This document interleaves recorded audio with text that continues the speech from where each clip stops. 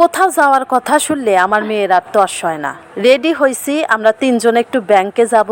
এরই মধ্যে এত জোরে বৃষ্টি আইছে, ঘর থেকে আর বের হওয়াই যাইতেছে না। এইদিকে আমার মেয়ে রেডি হয়েছে, সে আর ঘরের মধ্যে থাকবে না, তাকে এখনই নিয়ে যাইতে হবে। অনেক বোঝানোর পরেও কথা শুনতেছে না, সেই জন্য ওর আব্বু একটু বাইরে নিয়ে গেল। এখন একটু একটু বৃষ্টি থামছে, কিন্তু এখনও গুড়ানি পড়তেছে।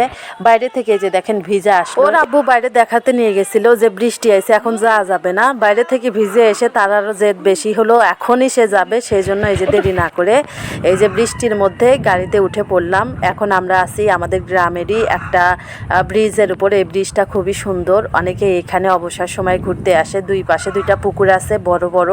এখন যেহেতু বৃষ্টির সিজন, সেহেতু পুকুরগুলো কিন্তু পানিতে ভর্তি হয়েছে। বন্ধুরা, কিছু দূর আসার পরেই এত জোরে বৃষ্টি নামছে যে আর বাইকের ওপর আমরা থাকতেই পারতেছিলাম না।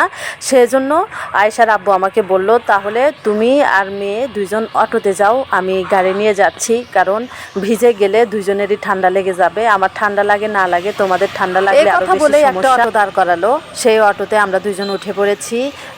আয়েশার আব্বু আগে আগে মোটরসাইকেল নিয়ে চলে গেছে, আর আমরা এই যে অটোতে যাইতেছি।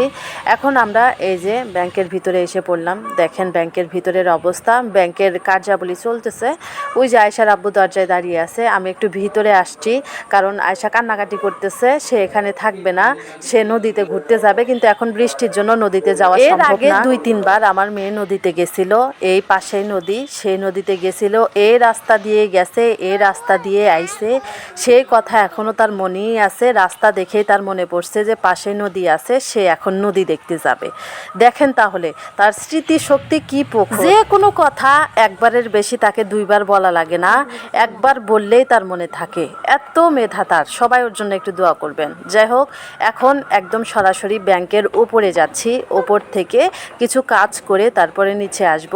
যাই হোক, এই যে এটা হচ্ছে ব্যাংকের সিঁড়ি, দোতলায় যেতে হয়। এই যে দেখেন দোতলায় আসলাম। এটা হচ্ছে আমাদের সোনালী ব্যাংক। এই যে সোনালী ব্যাংকের ভিতরে আপনাদেরকে একটু দেখাই। এই যে ব্যাংকের ভিতরে ভিডিও করা নিষেধ আছে মনে হয়, তবুও একটু একটু করছি। এই যে দেখেন ব্যাংকের ভিতরের অবস্থা। এই যে সোনালী ব্যাংক লিমিটেড। আমাদের এলাকায় যতগুলো ব্যাংক আছে তার মধ্যে সোনালী ব্যাংকেই কার্যাবলী আমাদের একটু বেশি থাকে, বেশি আসি সোনালী ব্যাংকে। যাই হোক, দেখেন চতুর্দিকের পরিবেশটা কিন্তু খুবই ভালো। এটা একটা সরকারি ব্যাংক, আপনারা হয়তো সবাই জানেন। এই যে দেখেন এই দিকের অবস্থা, পরিষ্কার পরিচ্ছন্ন, কোনো রকম কোনো ময়লা আবর্জনা নাই। যাই হোক, এখান থেকে কার্যাবলী শেষ করে বাইরে আসলাম। এই যে দেখেন আমার জামাই মোটরসাইকেল ঘুরাইতেছে, ঘুরাই এখন। যদি ভিডিওটা ভালো লেগে থাকে চ্যানেলটাকে সাবস্ক্রাইব করে দিবেন। আল্লাহ হাফেজ।